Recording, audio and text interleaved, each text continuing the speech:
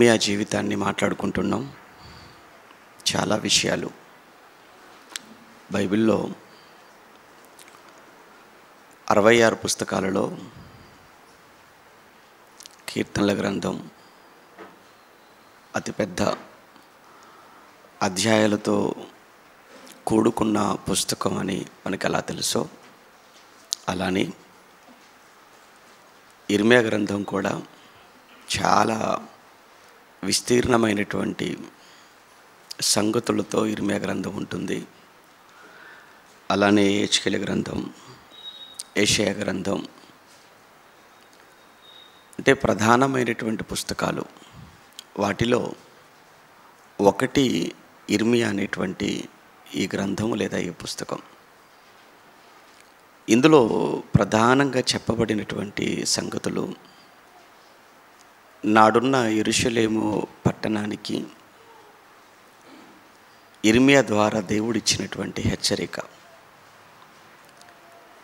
ఇర్మియా గారు 5 రాజుల పరిపాలనలో ఆయన పనిచేశాడు అనే విషయాన్ని గతంలో మీకు చెప్పాను.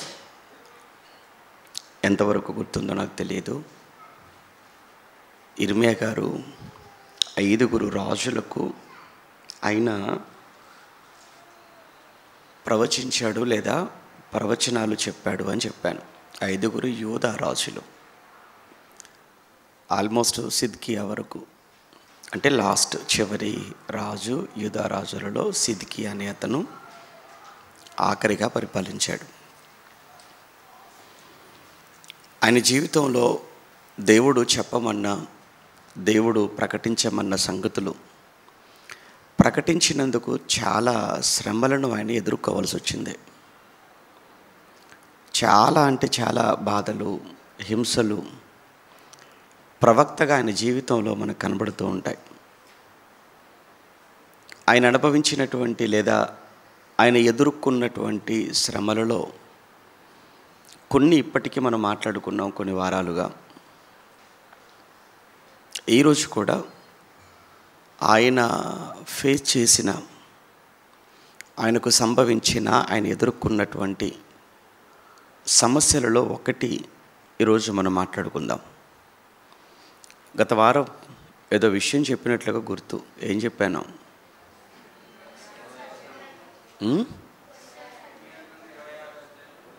ఏం చెప్పాను అంటే 26వ అధ్యాయం చెప్తారా? అదా సమాధానం? ఇర్మియా ఏదో మాట్లాడుతున్నారు, మీది మీకైనా అర్థమవుతుందా లేదా? పేరు పెట్టి అడగల. సరే, ఎవరు చెప్తారు? వెనకాల కిషన్ చెప్పు నాన్న.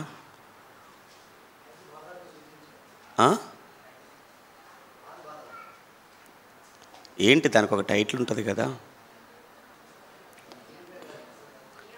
ఇర్మియా గారి ప్రసంగం.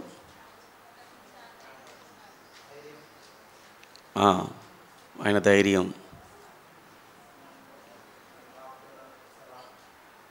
ఏం జరిగింది చివరికి ఇర్మియాకి? అంటే ఇర్మియా గారిని చంపాలి అని చెప్పి ప్రజలు, యాజకులు ఆయన ప్రసంగం. ఏం క్లారిటీ లేదా? నా ప్రశ్నలో క్లారిటీ లేదా? మీకు క్లారిటీ లేదా? నాకు తెలియట్లేదు. ఇప్పుడు ఆయన ప్రసంగం చేశాడు, ప్రసంగానికి అందరికీ కోపం వచ్చింది. కోపం రాగానే అందరూ చంపాలనుకున్నారు. అప్పుడు ఇర్మియా గారు ధైర్యంగా, మీరు చంపినా పర్వాలేదు, మీ ఇష్టం, నేను మీ చేతిలో ఉన్నాను, మీరు ఏం చేసుకుంటారో చేసుకోండి ఆయన వాళ్ళ చేతికి వదిలేశాడు. దేవుడు అద్భుత రీతిగా వాళ్ళ చేతిలో నుంచి దేవుడు తప్పించాడు. నేను ఆల్రెడీ చెప్పాను కదా, ఒకసారి వచ్చేటప్పుడు చదువుకొని రమ్మని చెప్పినట్టు గుర్తు నాకు. ముందు ఏదైనా బైబిల్ మీద పెట్టండి ఫోకస్. వద్దు, ఎవరి మీద వద్దు, ఎవరి మీద మీరు దృష్టి పెట్టకండి. బైబిల్లో ఉన్నటువంటి భక్తుల మీద దృష్టి పెట్టండి. అప్పుడు మనం కూడా భక్తుల్లా మారే అవకాశం ఉంటుంది. అంతే కదా మరి. మన ఫోకస్ అంతా కూడా దేవుడి మీద అయినప్పుడు, వాక్యం మీద అయినప్పుడు, భక్తుల జీవితాల మీద అయినప్పుడు కాస్త భయము, ఒక విధేయత, ఇవి ఆటోమేటిక్గా మనలో మార్పును తీసుకొని వస్తాయి. మళ్ళా చెప్తున్నాను, మనలో ఎంత మార్పును తీసుకొస్తాయో నేను చెప్పింది మీరు చెయ్యండి, మీకే అర్థమవుతుంది. మీ వ్యక్తిగత జీవితంలో కానీ, మీ కుటుంబ జీవితంలో కానీ కలిగే వచ్చేటువంటి మార్పులు అమోఘం, అద్భుతమైన మార్పును మీరే చూస్తారు. ఇది కూడా నేనేదో మిమ్మల్ని ఆశ పెట్టడం కోసం చెబుతున్నమాట కాదు. బైబిల్లో ఉన్న విషయాన్ని సారాంశంగా అందులో ఉన్న సారాంశాన్ని మేము ముందు పెడుతున్నాను అంతే. మీరు చదివే ప్రయత్నం చేయండి. వారం రోజులు మీ పనిలో ఉన్నారు. ఇప్పుడు మీ పిల్లలకు హోంవర్క్ అనేది అది మీరు చేయిస్తున్నారు, మరి మీరు చేయాలి కదా. మీ పిల్లలకు హోంవర్క్ అన్నప్పుడు అది వారు చేస్తున్నారో లేదో అనేది మీరు చెక్ చేసుకుంటున్నప్పుడు, మరి మేము చేస్తున్నామా లేదా అనేది కూడా ఉంటుంది కదా. మీరు పిల్లలు కూర్చున్నారు అనుకోండి, ఒకేసారి మీ పని అయిపోతుంది, వాళ్ళ పని కూడా అయిపోతుంది. మీరు చక్కగా ఇర్మియా గ్రంథం చదువుకున్నట్లుగా ఉంటుంది, మీ పిల్లల చేత కూడా హోంవర్క్ చేయించినట్లుగా ఉంటుంది. కుటుంబం అంతా చక్కగా బైబిల్ ముందు కూర్చొని బైబిల్ చదువుకొని బైబిల్ గురించి మాట్లాడుతుంటే చూడటానికి ఎంత చక్కగా ఉంటుందండి ఆ కుటుంబం. ఏమైంది చెప్పండి? అంత బిజీ వర్క్స్ ఏమున్నాయి? అంత వ్యాపార లావాదేవీలు అంతగా ఉన్నాయా? అంటే ఏంటి అంటే సంతకాలు పెట్టి అలసిపోయారా? ఫైళ్ళు చూసి అలసిపోయారా?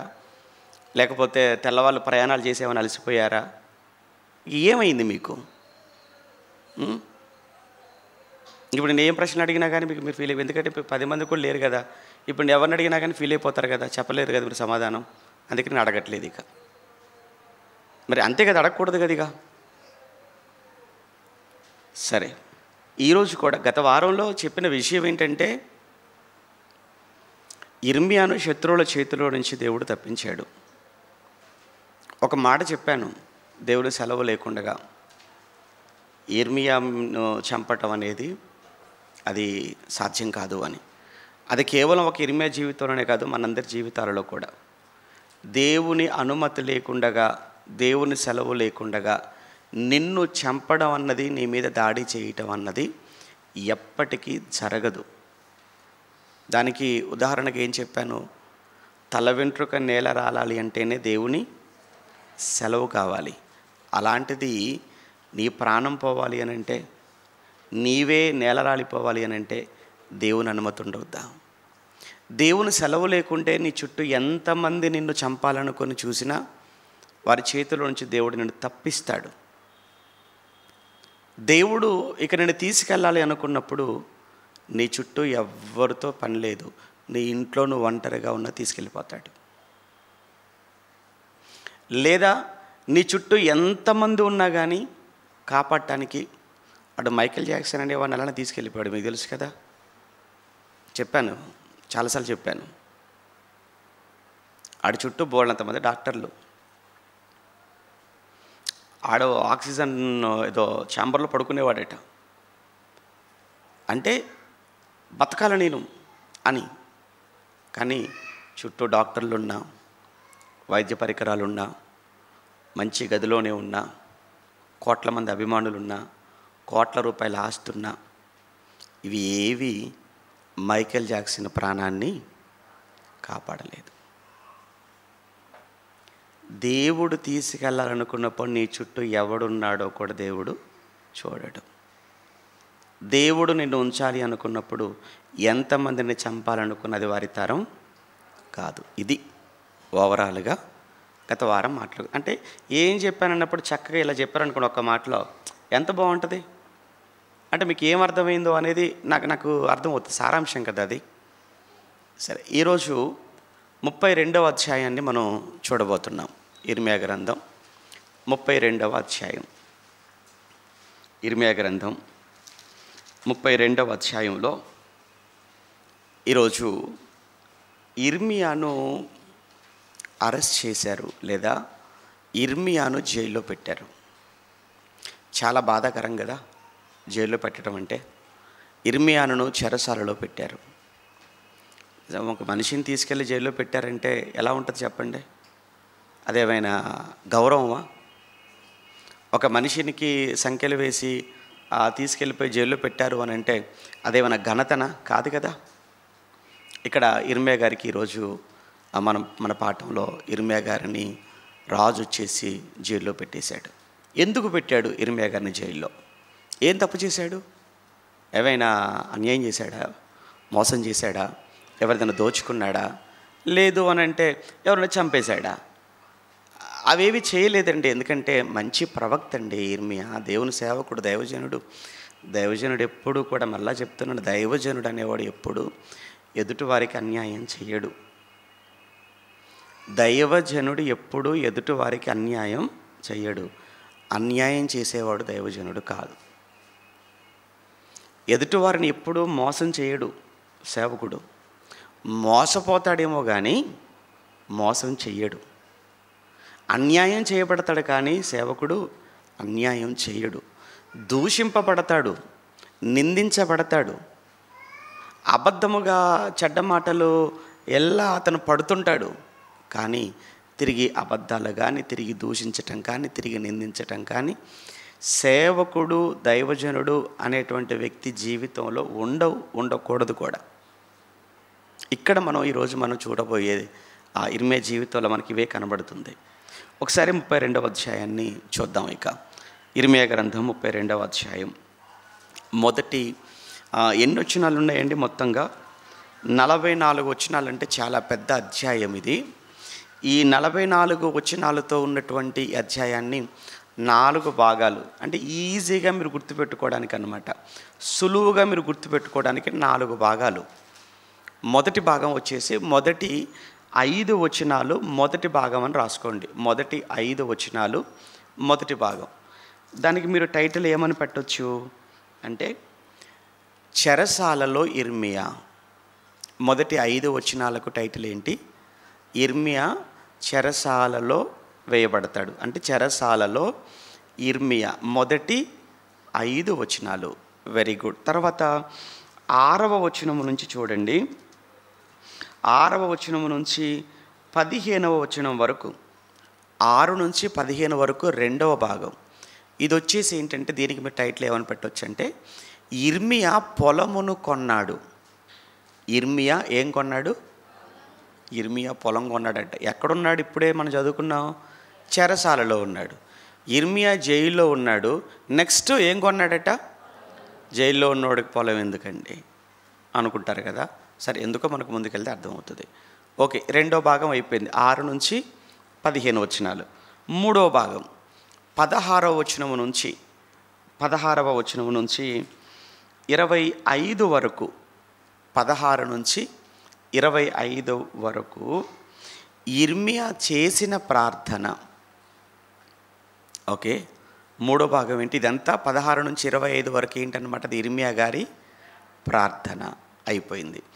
నెక్స్ట్ చివరి భాగం 26 నుంచి 44 వరకు, 26 నుంచి 44 వరకు దేవుని జవాబు.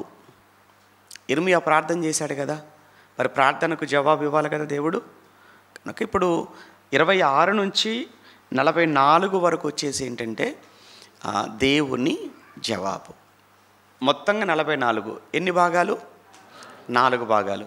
మొదటి 5 వచనాలు ఒక భాగం. ఏం పేరు పెట్టుకున్నారు దానికి? చెరసాలలో ఇర్మియా. 2వ భాగం ఎక్కడి నుంచి ఎక్కడి వరకు? 6 నుంచి 15 వరకు. దానికి ఏమని టైటిల్ పెట్టుకున్నారు? ఇర్మియా పొలం కొన్నాడు. నెక్స్ట్ 3వ భాగం 16 నుంచి 25 వరకు. దానికి టైటిల్ ఏంటి? ఇర్మియా ప్రార్థన. నెక్స్ట్ చివరి భాగం ఏంటి?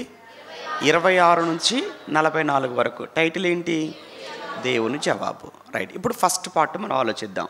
అంటే మొదటి భాగం అంటే మొదటి 5 వచనాలు. ఏంటి టైటిల్? చెరసాలలో ఇర్మియా. రైట్. మొదటి నుంచి చదువుదాం, జాగ్రత్తగా చూద్దాం. యూదా రాజైన సిద్కియా ఏలుబడి 10వ సంవత్సరమున, అనగా నెబుకద్నెజరు ఏలుబడి 18వ సంవత్సరమున యెహోవా యొద్ద నుంచి ఇర్మియాకు ప్రత్యక్షమైన వాక్కు అన్నాడు. ఇక్కడ సిద్కియా ఏలుబడిలో అని చదువుతున్నాం కదా. ఎవరు ఈ సిద్కియా? ఏమైనా గుర్తుందా? ఎవరు ఈ సిద్కియా? ఏం గుర్తుంటుంది? మనల్ని ఎవడైనా ఒక మాట అన్నాడంటే చచ్చినంత వరకు గుర్తుంటుంది, కానీ దేవుని మాట ఏం గుర్తుంటుంది మనకు? మిమ్మల్ని మామూలుగా కాదు. ఎందుకంటే ఎవరైనా ఒక మాట అంటే, చెప్పాం కదా, మిమ్మల్ని ఒక మాట అంటే చచ్చినంత వరకు, చచ్చిపోయే ముందు కూడా చెప్తారు, అరే ఆడు నన్ను ఇలా అన్నాడు రా. చచ్చిపోయే ముందు కూడా అన్ని పగలు, వాళ్ళతో మాట్లాడకు, వాళ్ళ ఇంటికి వెళ్ళకు, వీళ్ళతో మాట్లాడకు చెప్తుంటారండి పల్లెటూళ్ళు. మీరు చూడండి,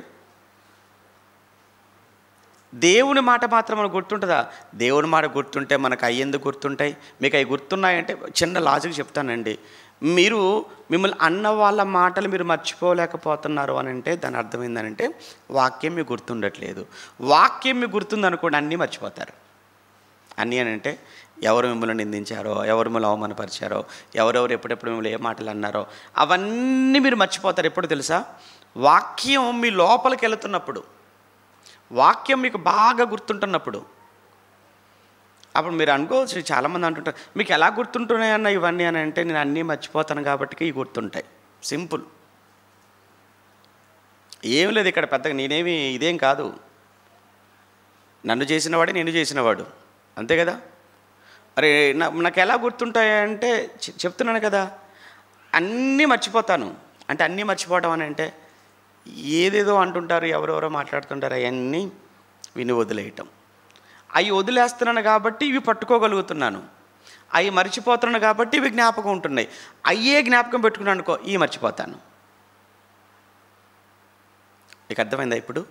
ఇప్పుడు మీకు ఎందుకు వాక్యం గుర్తుండట్లేదో మీకు అర్థమైపోయింది. అంటే మీరు గుర్తుంచుకోవాల్సిన వాక్యాన్ని గుర్తుంచుకోవట్లేదు, వదిలేయవలసినటువంటి మాటలను గట్టిగా పట్టుకుంటున్నారు. సింపుల్.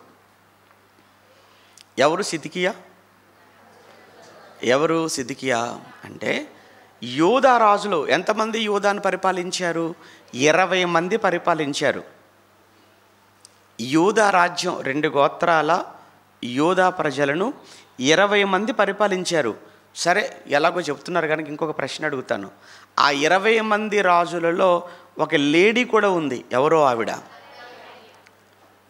జెంట్స్ ఎంత బాగా చెప్తున్నారో, పురుషులు గట్టిగా చెప్పారు. మీరేనా చెప్పారు? గట్టి చెప్పండి ఒకసారి. ఒక లేడీ ఉన్నారు ఆ 20 మందిలో. ఎవరో? అతల్య. గుర్తుపెట్టుకోండి, ఒకతే కదా, సులువు గుర్తుంటుంది. అటువైపు ఏమో యెజబేలు. ఎటువైపు? ఇజ్రాయేలీల వైపు ఏమో యెజబేలు రాణిగా, అంటే ఆవిడ పరిపాలించలేదు, వాళ్ళ ఆయన రాజులే. కానీ యెజబేలు అనే ఒక లేడీ మనకు కనబడుతుంటుంది. ఇటువైపు వచ్చేసరికి ఇక్కడ కూడా ఒక లేడీ. ఎవరు ఆవిడ? అతల్య. ఆవిడ దుర్మార్గురాలే, యెజబేలు. ఇక్కడ ఈవిడ కూడా దుర్మార్గురాలు.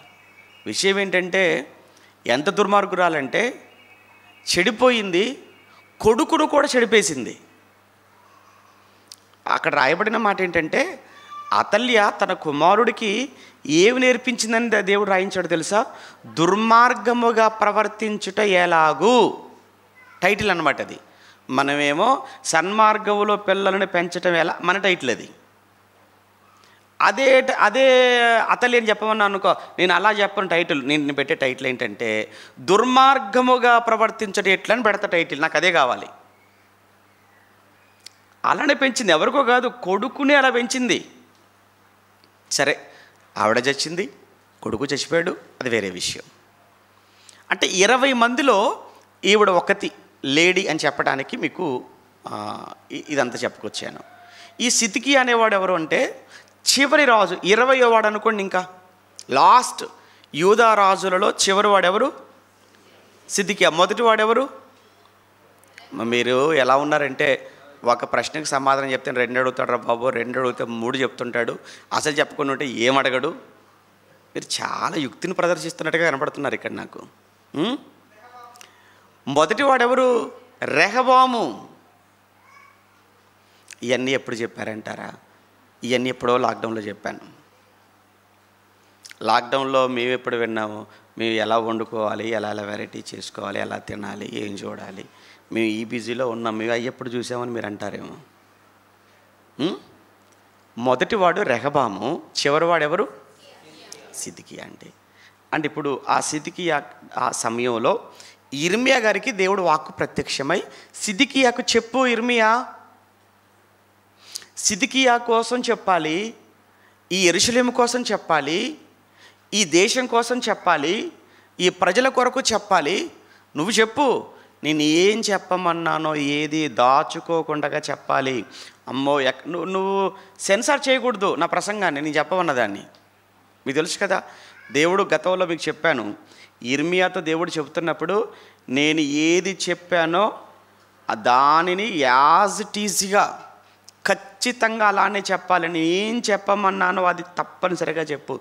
హట్ అవుతాడు అనుకోవద్దు నువ్వు, అక్కడ రాజు హట్ అవుతాడు అనుకోవద్దు. నేను హట్ అవుతాను నువ్వు చెప్పకపోతే. ఇర్మియా ముందు చాలా టాస్క్ అండి.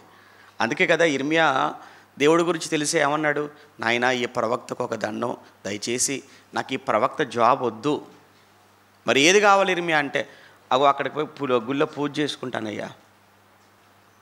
ఎంత బాగుంటుంది కదా ఆ పూజ, ఆ జాబు, పూజారి పని చాలా బాగుంటుంది, యాజకత్వం. ఈ ప్రవక్త పని అయితే అందరికి శత్రువు అయిపోవాలి. ఎందుకంటే నువ్వు బాగోలేవనంటే ఆడికి నచ్చుతానా నేను? మీ ఫ్యామిలీ బాగోలేదంటే నన్ను ఇష్టపడతారా? ఈ దేశం మీదకి కరువు రాబోతున్నాడు, అది వాళ్ళు ఊరుకుంటారా? ఈ రాజ్యం ఓడిపోతానంటే దేవుడు నన్ను ప్రజలను ఇష్టపడతారా? అందుకే ఇవన్నీ కాకుండా చక్కగా గుడిలోకి వెళ్ళిపోయి చక్కగా పూజ చేసుకుంటూ ఉంటే అందరికీ మంచివాడిని అవుతాను కదా. ఇవన్నీ కండిషన్లు ఉంటాయి పాప తెలుసు. ఎందుకంటే ఇర్మియాకు గత ప్రవక్తల జీవితాలు తెలియదు ఆయనకు. గత ప్రవక్తలు ఎవరైనా సుఖపడ్డారా? లేదు.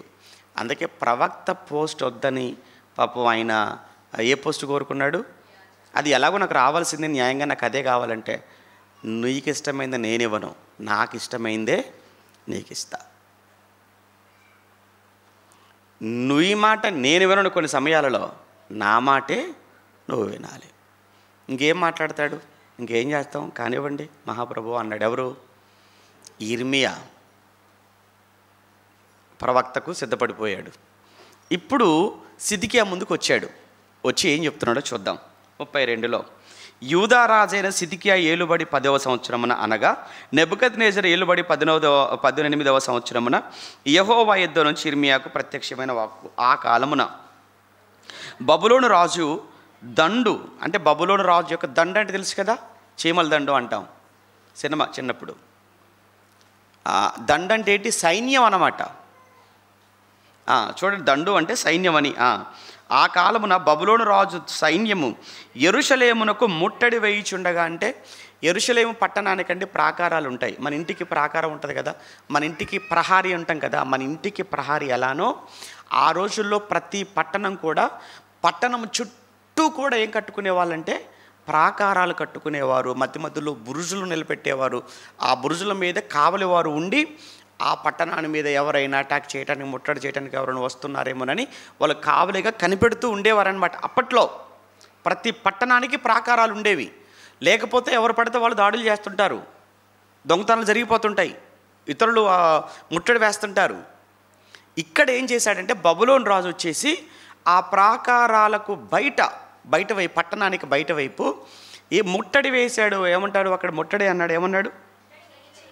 ముట్టడి వేయిచుండగా సిద్కియా ఇర్మియాతో చెప్పినది ఏమనగా, యాక్చువల్గా ఇర్మియా సిద్కియాతో చెప్పాలి, కానీ ఇక్కడ సిద్కియానే ఇర్మియాతో చెప్తున్నట్టుగా కనబడుతుంది కదా. ఏం చెప్తున్నాడో చూద్దాం. అప్పుడు ఏమంటున్నాడంటే, ఇర్మియాతో చెప్పినది ఏమనగా, యెహోవా ఈలాగూ సెలవిచ్చున్నాడు, ఆలోచించుడి, ఈ పట్టణమును బబులోను రాజు చేతికి నేను అప్పగించుచున్నాను, అతడు దానిని పట్టుకొనును. అక్కడ క్లియర్గా ఉందా? ఎవరు మాట్లాడుతున్నారు ఈ మాట? ఎవరి మాటలు అవి? సిద్కియానే ఇర్మియాతో మాట్లాడుతున్నాడు. ఓకేనా? అంటే ఇర్మియా చెప్పి ఉన్నాడు కదా అంతా తిరుగుతూ, కనుక ఇవన్నీ ఎవరు చెవిన పడ్డాయి? ఆల్రెడీ సిద్కియా దగ్గరికి వెళ్ళిపోయాయి. అందుకే సిద్కియా మరలా ఇర్మియాతో చెప్తున్నాడు ఏంటేంటి అని చెప్తూ, ఎన్నో వచ్చినో 2లో మధ్యలో నుంచి కదా, ఈ పట్టణమును బబులోను రాజు చేతికి నేను అప్పగించుచున్నాను, అతడు దానిని పట్టుకొనును. యూదా రాజైన సిద్కియా కల్దీయుల చేతిలో నుంచి తప్పించుకొనకుండా బబులోను రాజు చేతికి నిశ్చయముగా అప్పగింపబడును. సిద్కియా అతనితో ముఖాముఖిగా మాట్లాడును, కన్నులారా అతన్ని, అంటే ఆ బబులోను రాజును చూచును. అతడు సిద్కియాను బబులోనికి కొనిపోవును, నేను అతన్ని దర్శించే వరకు అక్కడనే ఉండును. ఇదే యెహోవాకు, మీరు కల్దీయులతో యుద్ధము చేసినను మీరు జయం పొందరు అను మాటలు నీవు ఎలా ప్రకటించుచున్నావు. అంటే ఈ మాటలు సిద్కియా ఇర్మియాతో చెబుతున్నా ముందు ఎవరు చెప్పారు అవి? అది ఏమయ్యా ఇర్మియా, నువ్వు ఇలా దేశమంతా తిరుగుడు చెప్తున్నావట, నేనేం చెప్పానండి అని అంటే, నువ్వేమని చెప్తున్నావట? మొదటగా ఈ పట్టణాన్ని బబులోను రాజు చేతికి అప్పగిస్తాడా? యెరూషలేము పట్టణాన్ని. నువ్వు కూడా యెరూషలేము పట్టణంలోనే ఉన్నావు కదా యా ఇర్మియా. ఈ పట్టణం ఇది మనది కదా ఇర్మియా. మన పట్టణాన్ని శత్రువుకు అప్పగించబోతున్నాడని చెప్తావా?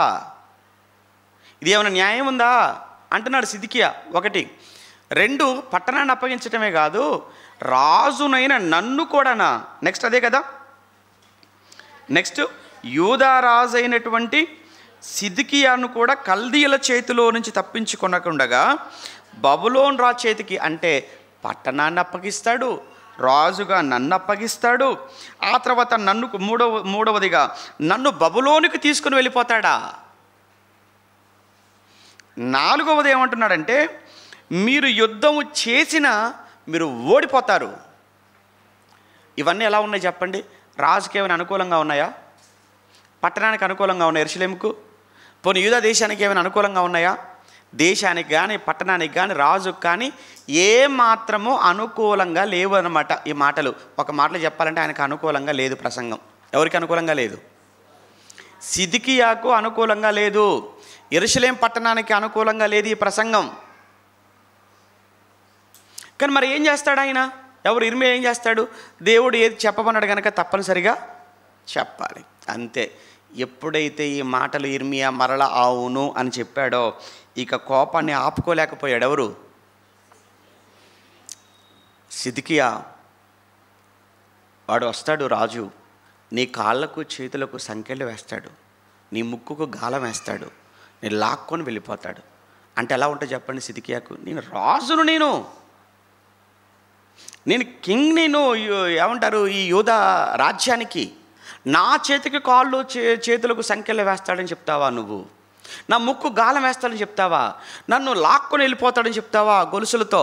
అంతేకాక మీరు యుద్ధం చేయొద్దు, చేసిన ఓడిపోతారని చెప్తావా? ఏంటి పట్టణాన్ని మీద దాడి చేస్తారని చెప్తావా? నన్ను బబులోని ఏం మాట్లాడుతున్నావు ఇర్మియా అని కోపోద్రిక్తుడైపోయి అక్కడున్న వారిని పిలిచి వీడి కాళ్ళు చేతులు కట్టి తీసుకొని లోపల పడేయండి. ఎవరిని? ఇప్పుడు నా ప్రశ్న, ఏం తప్పు చేశాడు ఇర్మియా? మీకు తప్పు కనపడిందా ఇందులో ఏమైనా ఇర్మియా పొరపాటు ఏమైనా ఉందా? వెళ్ళమన్నవాడు దేవుడు, ఆయన బాగానే ఉన్నాడు. వెళ్ళమన్నది ఆయన, చెప్పమన్నది దేవుడు, ఆయన అక్కడ బాగానే ఉన్నాడు. ఇక్కడ నలిగిపోతుంది ఎవరు? అది సేవకుడి పరిస్థితి అలా ఉంటుంది మీకు, అంతే కదా. అందుకే మనుషులు శత్రువైనా పర్వాలేదు, కానీ మనిషికి ఎవరు శత్రువు కాకూడదని చెప్పాను చాలాసార్లు మీకు. దేవుడు శత్రువు కాకూడదు. నా కోసం మీరు ఎన్ని అనుకున్నా పర్వాలేదు, నా కోసం ఎవరు అనుకోకూడదు? దేవుడు అనుకోకూడదు. అలా ఉండాలి. ప్రతి సేవకుడు చాలా ఫెయిర్గా ఉండాలి. బుజ్జగింపు బోధలు, మొహమాటంతో బోధలు అవి అసలు కరెక్ట్ కాదు. డాక్టర్ అన్నప్పుడు ఎలా ఉండాలి? చాలా స్ట్రైట్ ఫార్వర్డ్గా ఉండాలి. డాక్టర్ మొహమాటంతో ఉండొచ్చా? ఒక వైద్యుడు మొహమాటంతో ఉండొచ్చా? మొహమాటంతో సూదేస్తే నొప్పి కదని సూదేయకపోతే మంచి డాక్టర్ అండి సూదేయలేదని అంటావా? మంచి డాక్టర్ అండి ఏ రోగం లేదని చెప్పాడండి, అన్ని తినమన్నాడండి అని అంటావా? అడిగేం చెప్తాడు, పోయేది ఎవరి ప్రాణం? నిజంగా నీ ప్రాణం కాపాడాలనుకున్న వైద్యుడైతే ఇంజెక్షన్ వేసి తీరుతాడు రోగాన్ని బట్టి. ఖచ్చితంగా నీ రోగం చెప్పి తీరుతాడు. ఖచ్చితంగా నువ్వేం తినకూడదో ఖచ్చితంగా చెప్తాడు. నీ పట్ల ప్రేమ ఉంటే నువ్వు ఏమైపోయినా పర్వాలేదు, ఫీజులు వస్తే చాలు, నువ్వు ఏమైపోయినా పర్వాలేదు, నువ్వు ఆయనకు మంచిగా ఉంటే చాలు అనుకుంటే నీకు ఇష్టమైనట్లుగా మాట్లాడతాడు. అది అస్సలు అది సేవ, వైద్య సేవే కాదు, అసలు వైద్యుడే కాదు, నకిలీ మోసగాడు. ఇక్కడ కూడా అదే జరుగుతుందండి. ఇక్కడ ఎప్పుడైతే ఇంకా ఇర్మియా అలా చెప్పేశాడు, నెక్స్ట్ ఏం జరిగిందో చూద్దామా. ఎన్నో వచనం? 5వ వచనంలో లాస్ట్ మాట.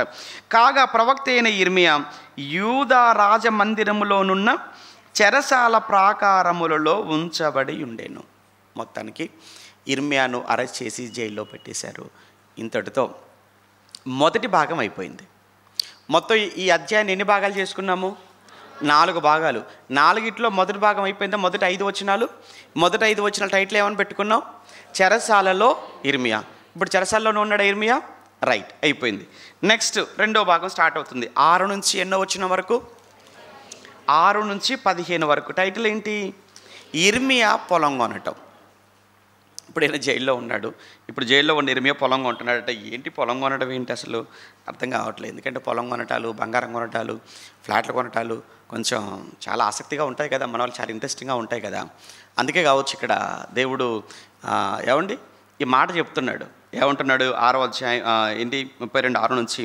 అంతటా ఇర్మియా ఇట్లా నేను యెహోవాకు నాకు ప్రత్యక్షమై ఇలాగు సెలవిచ్చెను, నీ తండ్రి తోడబుట్టిన షెల్లూము కుమారుడగు హనమేలు.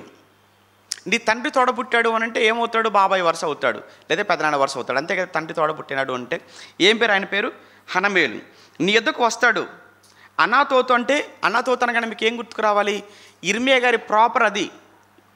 యెరూషలేముకు దిగువన ఉన్న అనాతోతులో ఇతను పుట్టాడు అని చెప్పి మనం ప్రారంభ ఎపిసోడ్లో మాట్లాడుకున్నాం కదా.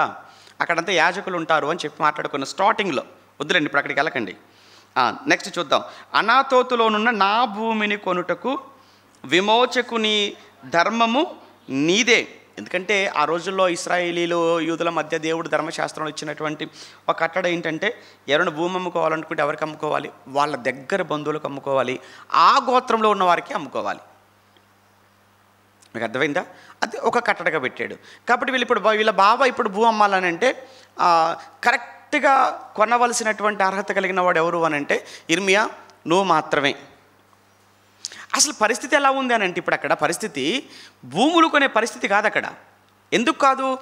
ఒకవైపు నెబుకద్నెజర్ ఏం చేస్తున్నాడు? రాజు తన సైన్యంతో చుట్టుముట్టాడు, ముట్టడి వేశాడు. అంటే దాని అర్థం ఏంటంటే, ఇప్పుడు యెరూషలేములో ఉన్నవాడెవడు బయటికి వెళ్ళకూడదు, బయట ఉన్నవాడెవడు లోపలికి రాకూడదు. ఇప్పుడు బయట ఉన్నవాడు ఎవడు లోపలికి రాకూడదు అని అంటే లోపల ఉన్న పరిస్థితి ఎలా ఉంటుంది మీకు చెప్పాను, గతంలో ఒకసారి చెప్పాను. అన్ని డోర్స్ క్లోజ్ అయిపోయాయి, 4 వైపుల దారులు మూసేశారు. ఇప్పుడు లోపల ఉన్నటువంటి సరుకు అంతా కూడా స్టాక్ అంతా అయిపోయింది. ఇప్పుడు అయిపోయిన తర్వాత ఏం తినాలి, ఏం తాగాలి, ఎలా అవుతుంది? ఇప్పుడు 4 రోజులు, ఒక వారం వరకు అండి, ఈ 4 వైపులు ఉన్నటువంటి ఖమ్మానికి 4 వైపులు మొత్తం రోడ్లను క్లోజ్ చేసేసారనుకోండి. ఇప్పుడు ఈ సిటీలో మార్కెట్లో ఉన్నటువంటి సరుకు అంతా కూడా వారం రోజుల్లో మొత్తం అయిపోతుంది. ఆ తర్వాత పరిస్థితి ఏంటి? చాలా కష్టమైపోద్ది. సేమ్ ఇక్కడ కూడా ఏమైపోయిందనంటే, ఇప్పుడు ముట్టడి వేశారు, కరువు ప్రారంభమైపోయింది. ఇంకోటి, ఎంతకాలం దేవుడు వీళ్ళందరినీ కూడా దేవుడు బబులోనికి పంపిస్తానని చెప్పాడు. రాబోయే 70 సంవత్సరాల పాటు మీరు బబులోనికి వెళ్ళిపోతారు అన్నాడు. ఒకవైపు కరువు ప్రారంభమైపోయింది, మరోవైపు బబులోను రాజు రెడీగా ఉన్నాడు దాడి చేయడానికి. ఇక 70 సంవత్సరాల వాళ్ళు చెరలోనికి వెళ్ళిపోవడానికి సిద్ధంగా ఉన్నారు. ఇప్పుడు వచ్చేసి భూములు కొనటం ఏంటి? ఇప్పుడు వచ్చి పొలం కొనటం ఏంటి? ఇప్పుడు ఆ పొలం కొన్న, భూమి కొన్న 70 సంవత్సరాలు అక్కడికి వెళ్ళిపోతే 70 సంవత్సరాలు ఆ పొలం అంతా బీడుగా ఉండాలి. బీడుగా ఉండే భూమిని ఇప్పుడు కొనాలనుకుంటాడు ఎవడైనా పోయే ముందు? మరి దేవుడు ఎందుకు చెప్తున్నాడు ఈ విషయాన్ని? అక్కడ కొంచెం మనం ఆలోచించాలి. దేవుడు ఏం చెబుతున్నా అందులో ఏదో ఒక పాఠం, అందులో ఏదో ఒక విషయం ఉంటుంది. అది ఏంటో మనం ముందుకెళ్తుంటే అర్థమవుతుంది. నా భూమిని కొనుటకు విమోచకుని ధర్మము నీదే, దానిని కొనుక్కోమని చెప్పాను. కావున నా తండ్రి తోడబుట్టిన వాని కుమారుడైన హనమేలు యెహోవా మాట చొప్పున చెరసాల ప్రాకారం నా ఎద్దుకు వచ్చి బెన్యామీను దేశం మందలి అనాతోతులు ఉన్న భూమిని దయచేసి కొనుము. ఆ పద్ధతి చూడండి. అంటే వాళ్ళ బాబాయ్ గారు అనుకుందాం కాసేపు వచ్చి, నాన్న ఇర్మియా, నువ్వు తప్పనిసరిగా నువ్వే కొనాలి నా భూమిని, నువ్వే కొనాలి నా భూమిని అని అంటున్నాడు. దానికి వారసుడవు నీవే. చెప్పాను కదా, దానికి వారసుడు ఆయనే అవుతాడు. దాని విమోచనము నీ వలననే జరగవలను, దాన్ని కొనుక్కోమని నాతో అనగా అది యెహోవా వాక్కు అని నేను తెలుసుకొని నా తండ్రి తోడబుట్టిన వాని కుమారుడైన హనమేలు పొలమును కొని 17 తులముల వెండి తూచి అతనికి నేను ఇచ్చాను. 17 తులముల వెండి అంటే చాలా చీప్, ఎందుకంటే పరిస్థితి బాగోలేదు. పాప ఇతను కూడా, ఈ హనమేలు కూడా ఏమనుకున్నాడు అని అంటే, కరువు మరీ ఎక్కువైపోతుంది, ఏవి దొరకని పరిస్థితి కనుక నేను పొలం అమ్ముకుంటే వచ్చినటువంటి 4 రూపాయలు ఏవైతే ఉన్నాయో వాటితో ఈరోజు రేపు లేదా మరొక 10 రోజులు మరొక 20 రోజుల పాటు నా కుటుంబంతో బతకొచ్చు అని అనుకున్నాడేమో. చాలా తక్కువకు 10 తులముల వెండికి ఇర్మియాకు అప్పగించేశాడు. నేనేం చేశాను ఇర్మియాగా, నేను క్రయపత్రము రాసి, అంటే డాక్యుమెంట్, మరి అంతే కదండి, అమ్మేటప్పుడు కొనేటప్పుడు ఇవి ఉంటాయి కదా, డాక్యుమెంట్స్ ఉంటాయి కదా, చూసండి ఆ రోజుల్లో ఉన్నటువంటి ఆ సిస్టమ్. నేను క్రయపత్రము రాసి దానికి ముద్ర వేసి సాక్షులను పిలిపించి, ఏమంటే సేమ్ ఈరోజు ఏదైతే జరుగుతుందో అదే కదండి, దాన్ని ఏమంటాం మన అగ్రిమెంటా లేకపోతే దాని డాక్యుమెంటా ఏమో అంటాం. మన ఇద్దరు కొనాలనుకున్నప్పుడు ఏం చేస్తాము, ముందు అడ్వాన్స్ ఇస్తాము, ఆ తర్వాత అగ్రిమెంట్ రాయించేసుకుంటాము, ఆ తర్వాత మళ్ళీ 1/4 అంటాము, మళ్ళీ పిలిపించుకుంటాం. సాక్షులను కూడా రాసిన ఆయన సంతకం ఉండాలి, సాక్షుల సంతకం ఉండాలి, కొనవాడి సంతకం ఉండాలి, అమ్మినవాడి సంతకం ఉండాలి. ఈరోజు ఏ ఫార్ములా, ఏ సిస్టమ్ అయితే ఉందో క్రయ విక్రయాలలో, ఆ రోజు అదే సిస్టాన్ని ఇక్కడ మనం చూస్తున్నాం. బైబిల్లో అన్ని విషయాలు ఉంటాయి, మీరు చదువుకోవాలి. కానీ ఎప్పటిదండి, పురాతన కాలం కదా ఇదండి ఇర్మియా గారిది. అంటే ఆల్మోస్ట్ క్రీస్తుకు ముందు 600 సంవత్సరాలు. అంటే ఇది 2000, అదొక 600. 2600 సంవత్సరాల క్రితం జరిగిన విషయాన్ని మాట్లాడుతున్నాడు. తర్వాత చూద్దాం. ఏమన్నాడు? సాక్షులు పిలిపించి త్రాసుతో సాక్షుల మధ్యలోనే ఆ వెండిని తూచి క్రయపత్రమును అనగా ముద్రగల విడుదల కైకోలును వడంబడికను, ముద్ర లేని విడుదల కైకోలును వడంబడికను తీసుకుంటుని. అప్పుడు నా తండ్రి తోడబుట్టిన వాని కుమారుడైన హనమేలు ఎదుటను ఆ క్రయపత్రములో చేవ్రాలు వ్రాసిన, చూసే దస్తూరి అంటాం కదా, మరి దస్తూరి అని అంటాం, చేవ్రాలు అన్నాడు ఇక్కడ. అంతే, చేవ్రాలు చేసిన సాక్షుల ఎదుటను చెరసాల ప్రాకారములో నాతో పాటు కూర్చున్నటువంటి మరికొంతమంది ఖైదీల ఎదుటను నేను మహనయ్య కుమారుడగు నేరియా కుమారుడైన బారూకునకు ఆ క్రయపత్రమును అప్పగించి. ఎవరు ఇంతకు ఈ బారూకు? ఆయనకు అప్పచెప్పాడట. అగ్రిమెంటు కొన్నటువంటి క్రయపత్రం ఏదైతే ఉందో అది ఎవరికి అప్పగించాడట? ఆయన బారూకు అప్పగించాడు. బారూకు ఎవరు? కొత్త వ్యక్తి ఇక్కడ పరిచయం అవుతున్నట్టుగా ఉంది మనకు. బారూకు అని అంటే ఇర్మియా గారికి అసిస్టెంట్ అనుకోండి. ఇంకో ఒక మాటలో చెప్పాలంటే ఇర్మియా గ్రంథాన్ని వ్రాసిన వ్యక్తి ఆయనే. ఎవరు అంటే ఇప్పుడు కొన్ని సందర్భాలలో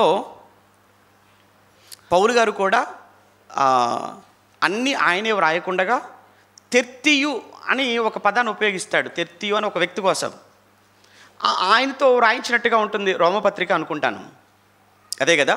తెర్తియుతో రాయిస్తాడు. అలానే రాయించింది ఎవరు అని అంటే పౌలు గారే. వ్రాసిన వ్యక్తి మాత్రం హ్యాండ్ రైటింగ్ ఎవరిది అక్కడ? తెర్తి.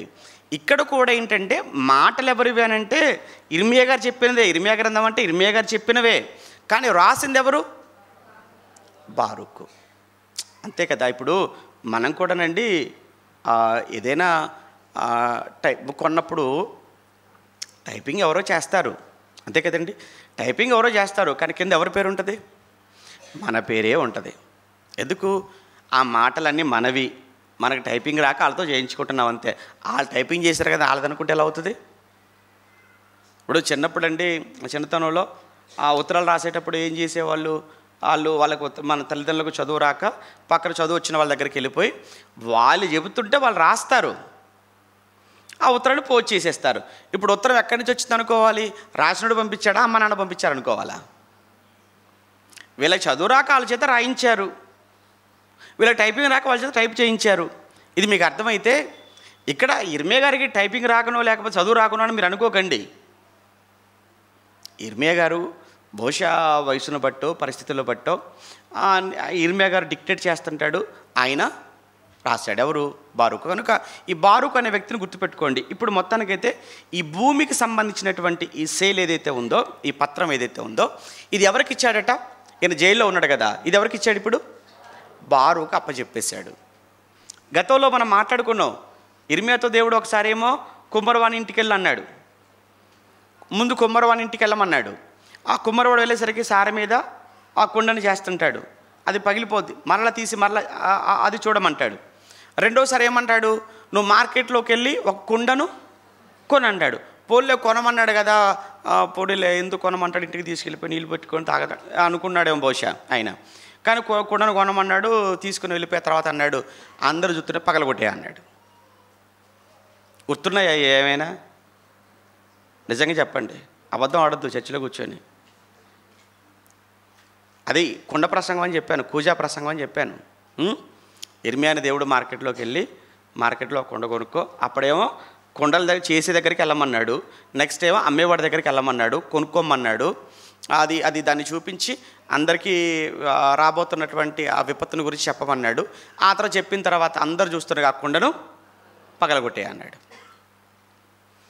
అప్పుడేమో కుండను కొని పగలగొట్టమన్నాడు. ఇప్పుడు ఏం కొనమన్నాడు? ఇప్పుడు ఏకంగా పొలాన్ని కొనమంటున్నాడు. అప్పుడు కుండను కొనమన్నాడు, ఇప్పుడు పొలాన్ని. అప్పుడు కుండను కొనమని చెప్పడంలో కూడా ఒక అర్థం ఉందని చెప్పాను కదా. అంటే కుండ ఎలా పగిలిపోబోతుందో ఈ రాజ్యము కూడా అలా పగిలిపోబోతుంది, ముక్కలు కాబోతుంది అని దాని అర్థం. వీటిని ఎలా అతికించలేమో దీన్ని కూడా ఇంకా తర్వాత చాలా కష్టం. మీ జీవితాల్లో అలా కాబోతున్నాయి ఈ శత్రువుల చేతిలో అని ఒక విషయం చెప్పడానికి అది చేశాడు. ఇప్పుడు ఇక్కడ మరి పొలాన్ని కొనమన్నాడు అని అంటే ఆయనకి ఎందుకంటే ఇర్మియా గారికి ఎందుకంటే పొలం?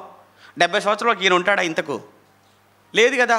అలా 70 సంవత్సరాలు బీడుగా ఉండవలసిందే యెరూషలేమంతా కూడా, పట్టణ దేశం అంతా చెరలోనికి వెళ్ళిపోతున్నారు కనుక. మరి ఇప్పుడు ఎందుకు కొనమన్నట్టు? అక్కడ ఇప్పుడు సరే ఆయన ఎందుకు కొన్నాడు అని అంటే దేవుడు కొనమన్నాడు కాబట్టి, అది ఆయన ఎందుకు కొన్నాడు అని అంటే దేవుడు కొనమన్నాడు కనుక కొన్నాడు, అంతే కదా. కొన్న కూడా దేవుడు కొనమన్నాడు, కొన్న తర్వాత విషయం చెప్పాడు ఏం చేయాలో. ఇప్పుడు కూడా పొలంను కొనమన్నాడు, కొన్నాడు. ఇప్పుడు నెక్స్ట్ అసలు ఎందుకు కొనమన్నాడు అనే సంగతి నీకు నాకే వచ్చింది డౌటు. కొనే ఆయనకి రాదా? ఎవరికి? ఇప్పుడు మనకే అనుమానం వస్తుందండి, ఇర్మియాకి ఎందుకండి పొలం అన్నప్పుడు ఇర్మియాకి రాదా? వచ్చిందా రాదా? కొనేవాడికి ఖచ్చితంగా వస్తుంది. ఇప్పుడు ఎందుకు ఈ భూములు, ఇప్పుడు ఎందుకు ఈ పొలాలు అన్న అనుమానం ఆయనకే వచ్చింది. అనుమానం వచ్చి ఇప్పుడు నెక్స్ట్ భాగంలో ఏం చేస్తున్నాడంటే ప్రార్థన. అదేనా? నెక్స్ట్ మూడో భాగం ఏమని పెట్టుకున్నారు టైటిల్? ఒక్క నిమిషం ఉండండి. ఇంకా అలా చదువుతూ వెళితే ఆ పత్రం ఎవరికి అప్పగించేశాడు? బారూక్ ఏం చేశాడట? ఇశ్రాయేలు దేవుడును సైన్యంలోకి అధిపతి యెహోవా సెలవిచ్చింది, ఈ పత్రములను అనగా ముద్రగల ఈ క్రయపత్రమును ముద్ర లేని క్రయపత్రమును నీవు తీసుకొని అవి బహు దినములు ఉండినట్లు, అవి చాలా రోజులు ఉండాలి. చాలా రోజులు అంటే ఎన్ని సంవత్సరాలు? సుమారుగా 70 ఏళ్ళు ఉండాలి, అంతే కదా మరి. అవి బహు దినములు ఉండినట్లు ఏమంటున్నాడు? అవి బహు దినములు ఉండినట్లు మట్టి కుండలో వాటిని దాచిపెట్టుము అన్నాడు. నిజమే కదండి, ఒకప్పుడు అలానే దాచిపెట్టేవాళ్ళు కదండి. నాకు తెలుసండి, ఏవైనా కాగితాలు, ఇంపార్టెంట్ కాగితాలు, భూమికి సంబంధించినవి కానీ ఏమన్నా అప్పులకు సంబంధించిన కానీ కాగితాలు ఉంటానండి, మా నాన్న అయితే నాకు తెలిసి మా ఇంట్లో కుండల్లో పెట్టేవాడు. అంతెందుకు అప్పుడు డబ్బులు కూడానండి ఎక్కువ ఎక్కడ దాచేవాళ్ళంటే మా అమ్మ నాకు బాగా గుర్తు ఏంటంటే, ఆ కుండలో బియ్యం పోసేసి ఆ బియ్యంలో ఎక్కడో ఏమండి 5 రూపాయలు 10 రూపాయలు చిల్లర ఏదైనా ఉంటే ఆ కుండల్లో ఆ బియ్యం లోపల మరిగా వేరే ఆప్షన్ లేదు, బయట ఎక్కడ కనబడుతుంటాయి ఎక్కడ పెట్టినా కానీ. అంటే అక్కడ దాచేవాళ్ళు. ఇక ఈ పత్రాలను కూడా కుండలో పెట్టేసి మళ్ళీ దీన్ని తీసుకెళ్ళిపోయి చాలా రోజులు ఉండాలి అని అంటే మరిగా అప్పుడు బ్యాంకులు ఏమి లేవు కదా, అప్పుడు లాకర్స్ కూడా ఏమి లేవు కదా. మరి బ్యాంకులు లేవంటే లాకర్స్ ఎక్కడివి? అప్పుడు ఏమీ లేవు. మరి దాచుకోవాలంటే సేఫ్గా ఉండాలంటే కుండలో ఈ పత్రాన్ని తీసుకుని వెళ్ళిపోయి మరలా భూమిలో పెట్టుకోవటం. అది చెప్తున్నాడు ఆయన. ఏమంటున్నాడు? బహు దినములు ఉండినట్లు మట్టి కుండలో వాటిని దాచిపెట్టము. ఇశ్రాయేలు దేవుడు సైన్యములకు అధిపతి యెహోవా ఇలా సెలవిచ్చున్నాడు, ఇండ్లును పొలములు ద్రాక్ష తోటలు ఇక ఈ దేశములలో కొనబడును. అంటే ఎందుకు ఈ విషయం చెప్పాడు అంటే చెప్తున్నాడు అంటే ఇప్పుడు అమ్ముతున్నాడు. ఎప్పుడు అమ్ముకుంటారు? సహజంగానండి అమ్మడం అనేది ఎప్పుడు జరుగుతుంది ఎక్కువగా అంటే అవసరం కష్టం వచ్చినప్పుడు ఎక్కువగా అమ్ముతుంటారు. అంటే ఇప్పుడున్నటువంటి కష్టకాలం, ఇప్పుడున్నటువంటి ఈ బాధలో అమ్ముతున్నారు. కొనడానికి ఏది లేదు, కొనడానికి ఎవరు ముందుకు రారు, అమ్ముకోవడానికే చూస్తుంటారు. అంత పరిస్థితి చాలా దారుణంగా ఉంది ఇక్కడ. అయితే ఇది ఎందుకు చెప్తున్నాను అంటే, ఇది నీ చేత ఎందుకు చేయిస్తున్నానంటే ఈ కార్యక్రమం భవిష్యత్తులో మరలా అమ్మకాలు తర్వాత కొనుగోలు కార్యక్రమం భవిష్యత్తులో మరలా జరగబోతుంది. భవిష్యత్తులో 70 సంవత్సరాలు ఆఫ్టర్ 70 years అంటే 70 సంవత్సరాల తర్వాత మరలా ఇప్పుడున్నటువంటి అంటే దీనికి ముందున్నటువంటి పూర్వ వైభవం మంచి స్థితి ఏదైతే ఉందో అది మళ్ళీ 70 సంవత్సరాల తర్వాత ఈ దేశానికి పట్టణానికి రాబోతుంది. దానికి సూచనగా నువ్వు భూమిని కొను, దాయి లోపల పెట్టు. అమ్మడం కొనటం ఈ ప్రక్రియ మరలా స్టార్ట్ అవుతుంది అని ఒక గుర్తుగా సూచనగా ఇక్కడ ఇర్మియా గారితో దేవుడు చేయించే కార్యక్రమం. అందుకే ఇక్కడి నుంచి 16 నుంచి మనం చదువుతుంటే చాలా ప్రశ్నలు ఆయన వేధిస్తున్నాయి. ఈ ప్రశ్నలన్నీ కూడా దేవుని అడుగుతుంటాడు, అంతే కదండి. ఇప్పుడు మనకు కూడా చాలా మన జీవితంలో మనకు చాలా అనుమానాలు, మనకు చాలా సందేహాలు మన జీవితం పట్ల మనకు వస్తుంటాయి. ఏంటంటే అసలు నాకెందుకు ఇలా జరుగుతుంది? నాకు ప్రశ్న. ఎందుకు నేను ఏది పట్టుకున్నా నాకు అందకుండకపోతుంది? నేను ఏది కొన్నా ఎక్కువ కాలం ఉండటం లేదు. నేను ఎంత చేసినా కానీ ఎందుకు రూపాయి కూడా మిగలటం లేదు? నాకెందుకు అన్ని రోగాలు, నాకెందుకు ఆర్థిక ఇబ్బందులు, నాకెందుకు ఈ మానసిక సమస్యలు, మా కుటుంబానికి ఎందుకు అన్నీ చాలా వరకు మనకు వస్తుంటాయి ప్రశ్నలు. అయితే నీకు ఎప్పుడైతే ఈ ప్రశ్నలు ఈ సందేహాలు నీ జీవితంలో వస్తాయో అప్పుడు నువ్వు అడగవలసింది మనుషులను కాదు, దేవుణ్ణి. ఒక్కసారి దేవుణ్ణి అడగకూడదు, ఎందుకంటే దేవుడికి తెలుసు, మనిషికి ఎవరికి తెలియదు. ఇర్మియా చేసిన పని అదేనండి. దేవుడా ఏంటి నాయన ఈ పరిస్థితి, ఇంత భయంకరంగా ఉన్న ఈ సిచ్యువేషన్లో నువ్వు నన్ను భూమిని కొనమనటంలో ఏంటి నీ ఉద్దేశం ఏంటి? అందులో నీ మాటే కదా నేను చెప్పాను, నీ మాట చెప్పినందుకు నన్ను ఎందుకయ్యా ఈ చెరసాలలో వేయించారు? చెరసాలలో ఉన్న నేను, నా బాధలో నేనుంటే మరలా పొలం కొనమని నాకేందయ్యా మళ్ళీ ఈ పని అప్పచెప్పావు? ఇవన్నీ ఆయన వేధించేటువంటి ప్రశ్నలు. ఈ ప్రశ్నలన్నీ ప్రార్థనలో అడుగుతున్నాడు అనమాట. ఇది ప్రార్థన. ఏది? 16 నుంచి 25. ఇప్పుడు నేరియా కుమారుడైన బారూకు చేతికి ఆ క్రయపత్రమును నేను అప్పగించిన తర్వాత యెహోవాకు ఇలాగ ప్రార్థన చేసి తిని. చూడండి ఏమని చేశాడు. దేవా, ప్రభువా, సైన్యములకు అధిపతి యెహోవా అను పేరు వహించిన వాడా. అంటే దీని అర్థం ఏంటంటే దేవుని ఆయన స్తుతిస్తున్నాడు. అంటే ప్రశ్నలు వచ్చినప్పుడు, సందేహాలు వచ్చినప్పుడు, ఇంకా ఒక మాటలో చెప్పాలంటే నీకు కష్టం వచ్చినప్పుడు, నీకు బాధ కలిగినప్పుడు, నీకు శ్రమ కలిగినప్పుడు నీవు దేవుణ్ణి స్తుతించాలి. ఫస్ట్ నువ్వు ఆయన ప్రైజ్ చేయి. దేవుని స్తుతించడం. మనం చేసే పని ఏంటంటే వచ్చిన కష్టాల్లో, బాధల్లో అసలు దేవుణ్ణి మర్చిపోవడానికి, సంఘాన్ని మర్చిపోవటానికి, సహవాసాన్ని మర్చిపోవటానికి, ఆత్మీయతను వదిలేయటానికి సిద్ధపడుతుంటాం. సాతానుగాడు అక్కడే దొరికిపోతారు, అందరూ అక్కడే దొరికిపోతారని అందరూ. నీ కష్టము, శ్రమ, బాధ, వేదన, నిందలు ఇవన్నీ నీ చుట్టూ చేరిపోతున్నప్పుడు అక్కడే నువ్వు సాతానికి చాలా సులువుగా దొరుకుతావు. ఏమని వాడు నీ మైండ్ ట్యూన్ చేస్తాడో తెలుసా? చూసావా, అందరూ బాగున్నారు, నీకెందుకు ఇలా? అందరూ హ్యాపీగా ఉన్నారు, నువ్వే ఎందుకు ఇలా అవుతున్నావో చెప్పమంటావా? నువ్వు ఆరాధనకి వెళ్తున్నావు కాబట్టే, సంఘానికి వెళ్తున్నావు కాబట్టే, నువ్వు ఇస్తున్నావు కాబట్టే, చేస్తున్నావు కాబట్టే అన్నవి వాడు నీ మనసును వాడు అలా ప్రేరేపించేసి చివరికి నిజమే కదా. ఇంకా ఒక మాటలో చెప్పాలంటే అసలు దేవుణ్ణే నమ్మనివాడు, దేవుణ్ణే దూషించేవాడు, దేవుని మార్గాన్ని ఎరగని లోకంలో ఉన్నటువంటి ఒక నాస్తికుడు, ఒక హేతువాది, ఒక క్రీస్తు విరోధి, వాడే హ్యాపీగా ఉన్నాడు, వాడు ఆనందంగా ఉన్నాడు. క్రీస్తు కొరకు బ్రతుకుతున్న నా జీవితంలో, నా కుటుంబంలో నాకే ఎందుకు ఇన్ని కష్టాలు అని సాతానుగాడు ఆ సమయంలో నీ మనసును వాడు చాలా కలవర పెడుతుంటాడు. అప్పుడే నువ్వు నెమ్మదిగా దేవునికి, సంఘానికి దూరం అయిపోయి లోకంలోకి వెళ్ళిపోయిన తర్వాత నీ జీవితాన్ని వాడు చాలా ఆగం చేస్తాడు. నీ జీవితాన్ని కళ్ళ ముందు చూస్తుంటేనే భయంకరంగా మార్చేస్తాడు. అందుకే అక్కడ ఆ బలహీన సమయంలో, శ్రమల సమయంలో తొందరపడి దేవుణ్ణి, వాక్యాన్ని, సంఘాన్ని, క్రీస్తును, సహవాసాన్ని పొరపాటును కూడా మీరు అపార్థం చేసుకోకండి. అప్పుడే ఇంకెక్కువగా దేవుని స్తుతించండి. మీలో ఎవరికైనా శ్రమ కలిగినా అతడు దేవుణ్ణి స్తుతించాలి, కీర్తనలు పాడాలి అని చెప్తుంటాడు అక్కడ యాకోబు పత్రికలో. మీలో శ్రమ కలిగినప్పుడు కీర్తించండి, శ్రమ కలిగినప్పుడు పాడండి. అది క్రైస్తవులంగా మనం ఎక్కడ నేను బలహీనున్నో అక్కడనే బలవంతుడని పౌలు గారు మాట్లాడతారు. నేను ఎక్కడ బలహీనున్నో అప్పుడే బలవంతుడను. ఆ బలహీన పరిస్థితుల్లోనే నువ్వు చాలా బలంగా నిలబడాలి. ఇప్పుడు ఇర్మియా దేవుడు నిజంగా ఆయనకు వచ్చినటువంటి ఇన్ని సందేహాలు, ఈ సందేహాలతో దేవుని అడుగుతున్నాడండి. దేవుని అడుగుతూ ముందుగా దేవుని చూసారా, ప్రేయర్ చేస్తున్నాడు, ప్రార్థన చేస్తాడు. ఏమంటాడు? పొగుడుతున్నాడు, స్తుతిస్తున్నాడు. యెహోవా, ప్రభువా, సైన్యములకు అధిపతి యెహోవాను పేరు వహించిన వాడా, శూరుడా. ఆ పదాలు చూడు ఎంత బాగున్నాయో. నీవు సైన్యములకు అధిపతి యెహోవా అని పేరు వహించిన వాడవు, నువ్వు శూరుడవు, మహాదేవుడవు.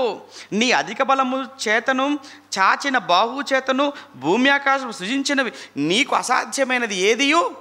ఈ మాటలన్నీ ఎంత బాగున్నాయి చూసారా? అసలు ఆ సమయంలో దేవుని అలా పొగిడేవాడు ఎవరుంటారండి?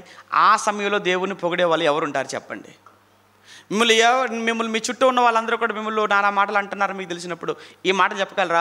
శూరుడా, మహాదేవా, సైన్యములకు అధిపతి యెహోవా, నీకు అసాధ్యమైనది ఏదీ లేదు నాయనా, చాలా సంతోషంగా ఉంది అని మనం అనగలమా? ఏమండి, ఇవన్నీ కూడా దేవుడు ఎందుకు పెట్టాడు, ఎందుకు రాయించాడు అని అంటే ఏదో ఒక సమయంలో మనం కూడా ఫేస్ చేస్తాం కదా ఈ ప్రాబ్లమ్స్. ఏదో ఒక సమయంలో మనకు వస్తాయి. వచ్చినప్పుడు నువ్వు ఎవరిని చూడాలి? ఎవరిని చూడకు, ఇర్మియాని చూడు. ఎవరిని చూడ, ఎటు చూడకు, బైబిల్ వైపు చూడు. ఎవరి మీద ఆధారపడకు, దేవుని మీద ఆధారపడు, నీ లైఫ్ చేంజ్ అవుతుంది అని చెప్పటానికండి ఇవన్నీ కూడా. ఎంత మంచిగా ఉంది ఏమండి. ఏది బైబిల్లో లేనిది ఏమీ లేదండి. ఇది బైబిల్ మంచి కౌన్సిలింగ్ బుక్ అండి. ఇది కౌన్సిలింగ్, మనిషిని కౌన్సిలింగ్ చేసేదండి. ఆ తర్వాత చూద్దామా. నీవు వేవేల మందికి కృప చూపుచు తండ్రుల దోషమును వారి తర్వాత వారి పిల్లల ఒడిలో వేయువాడవు, ఆలోచన విషయంలో నీవే గొప్పవాడవు. చూడండి, వారి క్రియలను జరిగించే విషయములో శక్తి సంపన్నుడవు, వారి ప్రవర్తనను బట్టి వారి క్రియాఫలమును బట్టి అందరికీ ప్రతిఫలం ఇచ్చుటకై నరపుత్ర మార్గములన్నిటిని నీవు కన్నులారా చూచుచున్నావు. నీవు ఐగుప్తు దేశంలో చేసినట్టు నేటి వరకు ఇశ్రాయేలు వారి మధ్యను ఇతర మనుషుల మధ్యను సూచక్రియలు మాత్కారం చేయించు నేటి వారిని కీర్తిని తెచ్చుకొనుచున్నావు. ఇదంతా ప్రైజింగేనండి. ఇదంతా దేవుని స్తుతించి సూచక్రియలు మాత్కారాలు జరిగించు మహాబలము కలిగి చాపిన చేతులు గలవాడవే, నువ్వు మహా భయమును పుట్టించి ఐగుప్తు దేశంలో నీ ప్రజలు ఎలా రప్పించావు, ఒకనొక సమయంలో మీకు ఇచ్చేదని వారి పితరులకు ప్రమాణం చేసి పౌలుతులు ప్రవహించి ఈ దేశంలో వారికి అప్పగించేశావు. వారు ప్రవేశించే దాన్ని స్వతంత్రించుకునేది, కానీ నీ మాట వెనకపోయిరి, నీ ధర్మశాస్త్రం అనుసరింపకపోయిరి. వారు చేయవలని నీకు ఆజ్ఞాపించినటువంటి వాటిలో దేనిని వారు చేయకపోయిరు కనుక ఈ కీడంతయు వారి మీదకి రప్పించి ఉన్నావు. ముట్టడి దిబ్బలు చూడము, పట్టణమును పట్టుకొనుటకు అవి దానికి సమీపించి ఉన్నవి. ఖడ్గమును, క్షామము, తెగులు వచ్చుట వలన దాని మీద యుద్ధము చేయుచుండు కల్దీల చేతికి పట్టణం అప్పగింపబడును. నీవు సెలవిచ్చినది సంభవించెను, నీవే దాన్ని చూచున్నావు కదా. యెహోవా ప్రభువా, ధనమిచ్చి ఈ పొలమును కొనుక్కొని సాక్షులను పిలుచుకోమని నీవే నాతో చివరికి చూసరికి ఆ విషయాన్ని అక్కడ పెట్టేశాడు. ముందు అంతా కూడా చెప్పి స్తుతించి చివరికి వచ్చేసరికి పొలం విషయం లాస్ట్లో పెట్టి ముగించేశాడు. నువ్వు నాకు ఈ పరిస్థితుల్లో, ఇలాంటి పరిస్థితుల్లో నీవే నన్ను పొలం కొనుక్కోమన్నావు కదా 25లో, ధనమిచ్చి ఈ పొలమును కొనుక్కొని సాక్షులను పిలిపించుకోమని నీవే నాతో సెలవిచ్చితివి. అయితే ఈ పట్టణము కల్దీయుల చేతికి. ఇది ఏంటయ్యా, పొలం కొనుక్కోమన్నా బాగుంది, మళ్ళీ సాక్షులు పిలిపించుకోమన్నా బాగుంది, జాగ్రత్తగా బందోబస్తుగా రాయించుకోమన్నా బాగుంది, భద్రం చేయమన్నా బాగుంది. ఇటు చూసరికి ఎవరున్నారు అక్కడ? శత్రువులు ఉన్నారు. వాళ్ళు దేనికి రెడీగా ఉన్నారు? ఆక్రమించుకు రెడీగా ఉన్నారు. కొనుక్కోమని చెప్పేది నువ్వే, మళ్ళీ దీన్ని మొత్తాన్ని అప్పగిచ్చేస్తానని చెప్పేది కూడా నువ్వే. నాకైతే ఏం అర్థం కావట్లే. మీకు అని అర్థమవుతుందా?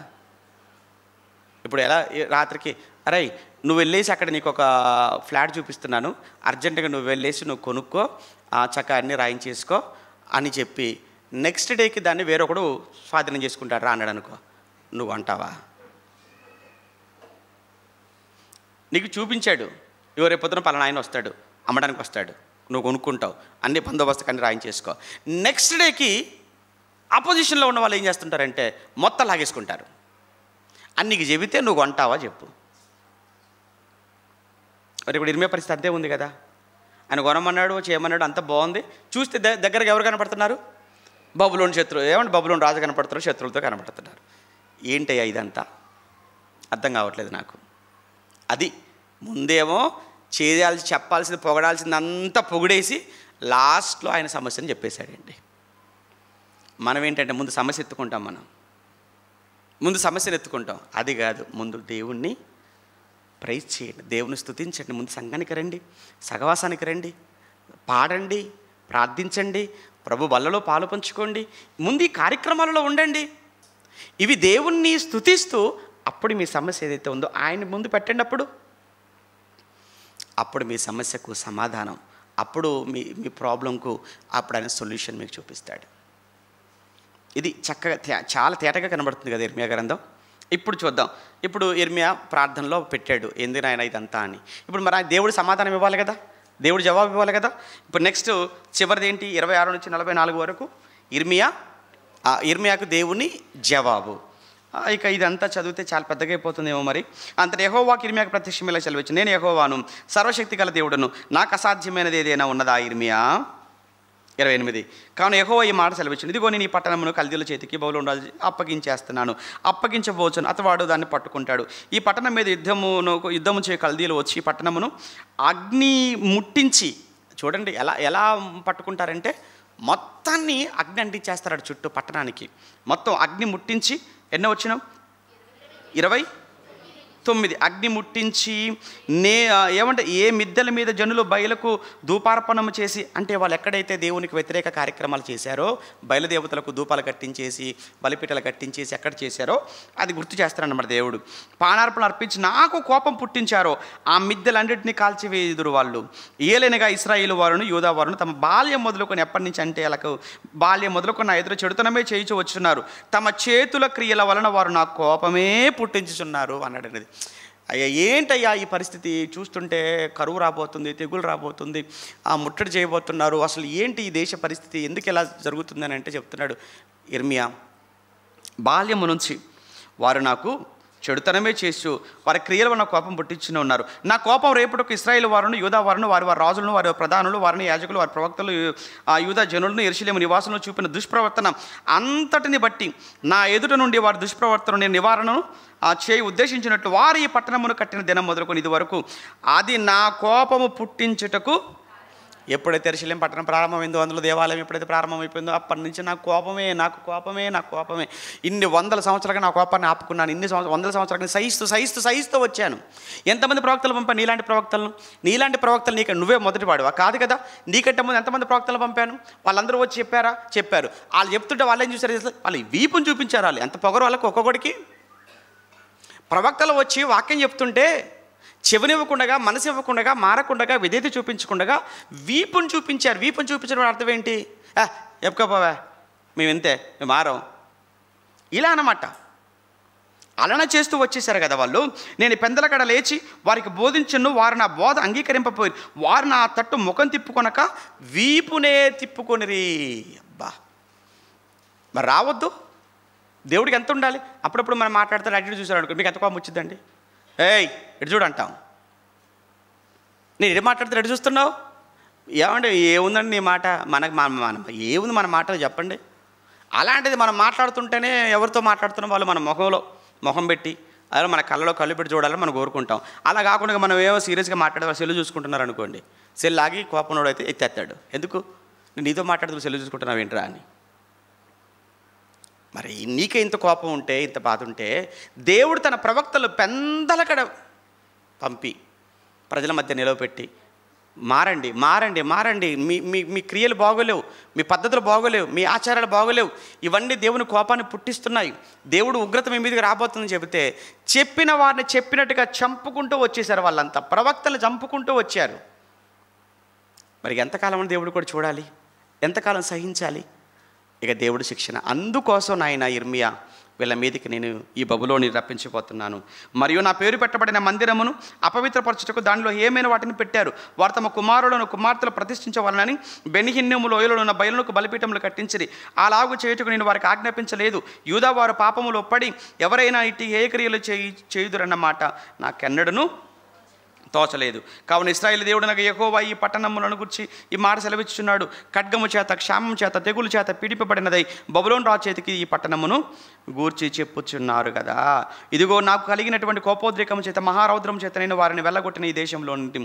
అంటే 37 వరకు ఎలా ఉందనంటే అంతా కూడా వారిని అప్పగించేస్తాను, తీసేస్తాను, చంపేస్తాను, నాశనం చేస్తాను అన్నది 36, 37 వరకు చెప్పింది.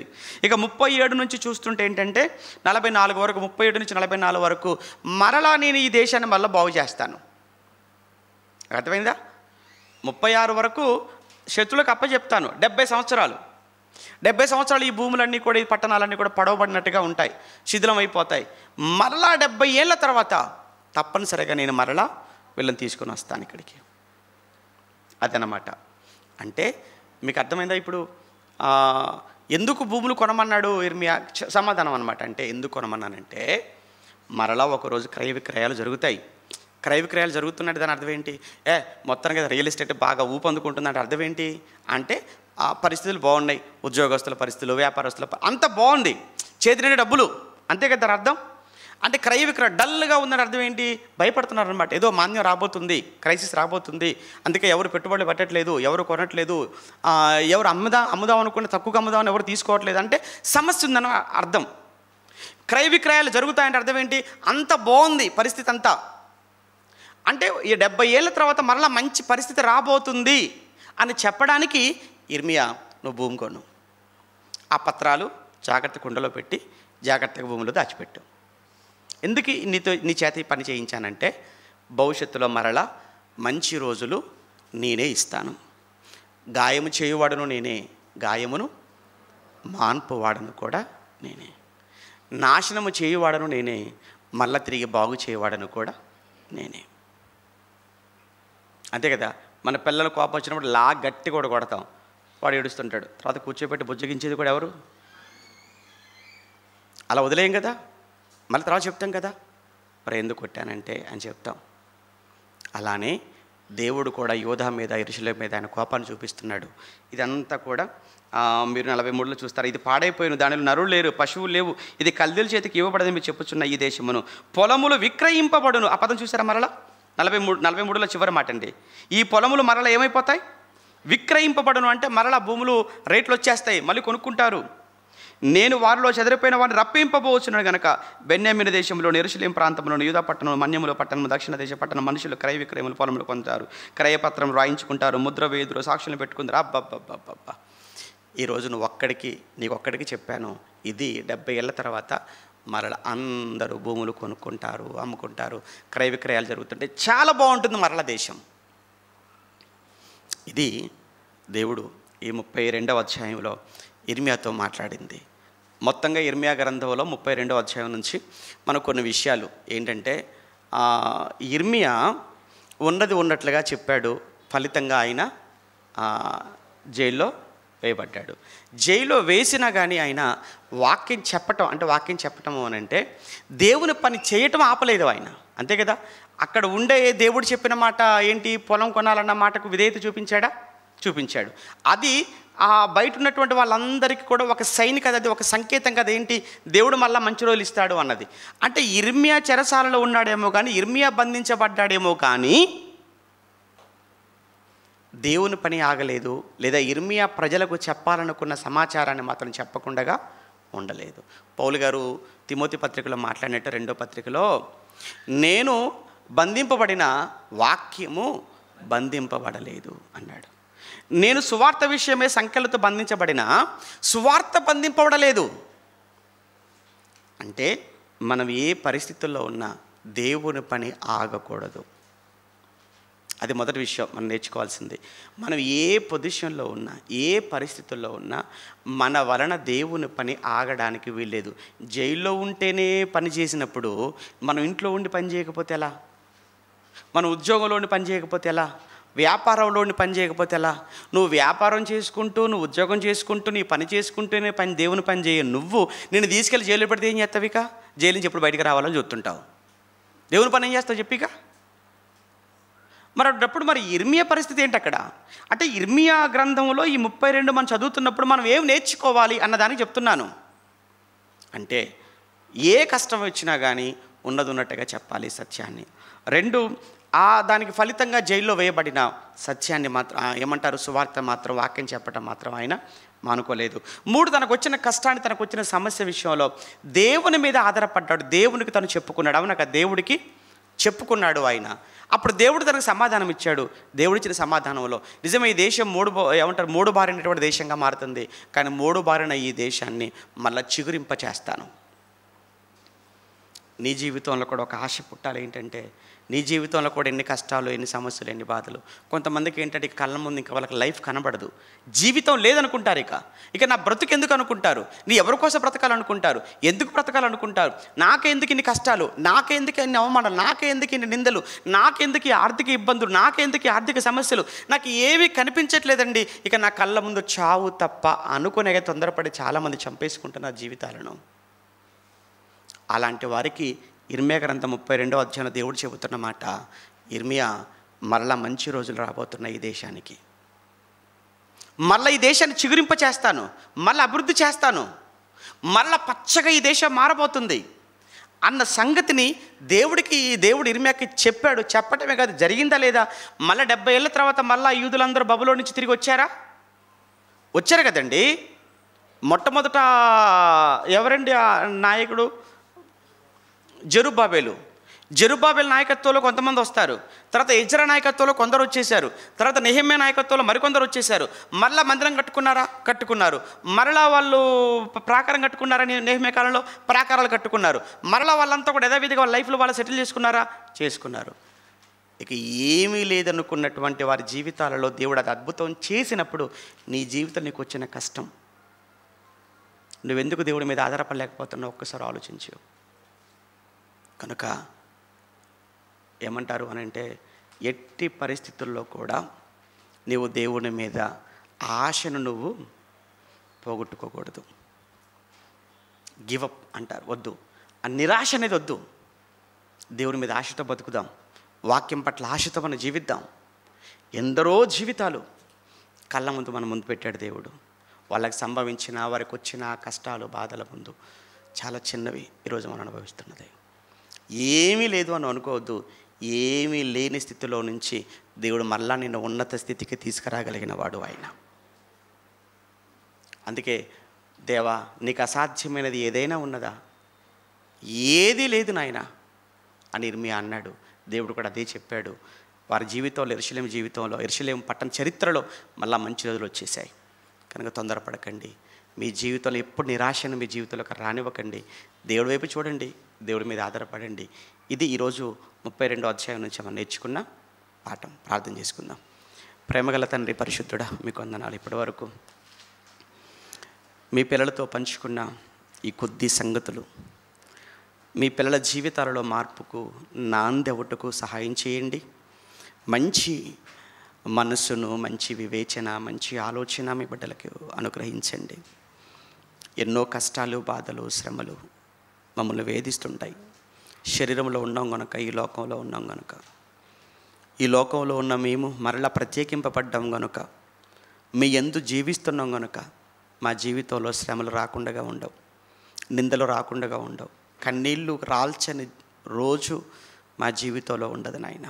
అయినా వాటన్నిటిలో నుంచి తప్పించగలిగిన, ఓదార్చగలిగిన, నెమ్మదినివ్వగలిగిన వారు మీరు మాత్రమే గనుక మిమ్మల్ని విడవక, మిమ్మల్ని ఎడబాయక నాయన నిత్యము మీతో మా సహవాసము కొనసాగించుకోవటానికి కావలసినటువంటి ఓదార్పు మీ మాటల చేత మీ పిల్లలుగా మా అందరికీ అనుగ్రహించమని మరొక్కసారి కోరుతూ, సంఘంలో ఉన్న అన్ని కుటుంబాల కొరకు వారి ఆర్థిక పరిస్థితులు, మానసిక స్థితిగతులు, ఆరోగ్య సమస్యలు తండ్రిగా ఒక్కసారి జ్ఞాపకం చేసుకొని వాటన్నిటి నుంచి మీ బిడ్డలను విడిపించమని మరొక్కసారి ప్రాధేయపడుతూ,